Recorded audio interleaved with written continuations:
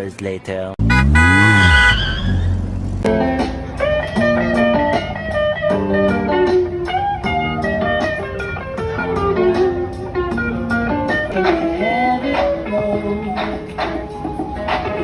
Already our fourth year doing this. So thank you for all the pet owners, for moms, for dads. Good enough. And yeah, we're all gonna have a good time. So there's 28 of them. We'll love to know their stories and just experience the wonderful, yeah, the wonderful owners who raise them very well. Okay, so what? One eternity later. Short hair, 3-year-old. Cookie! Oh, that's Cookie! Oh! Oh my goodness. Okay. Let's see if he's gonna walk. If not, that's okay. He's a British short hair. Cookie's a 3-year-old female British short hair. She obviously loves food and a notorious loud snorer when she sleeps. She also loves head scratches and belly rubs.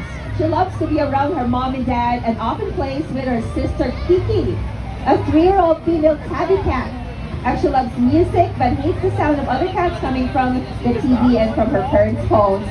She may look that big but her parents are trying to limit her food intake, so she's already on a diet right now. As much as possible. So if you give her a lot of love, she'll definitely show her irresistibly adorable personality. Say hi to Cookie! Hi, Cookie! Thank you! Next is Bella! Thanks for the kids and their patience. Just make sure kids here are gentle with the doggy.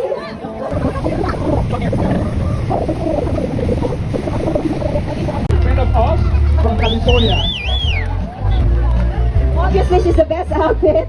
Okay, so let's take a photo, Bella. Oh, that's my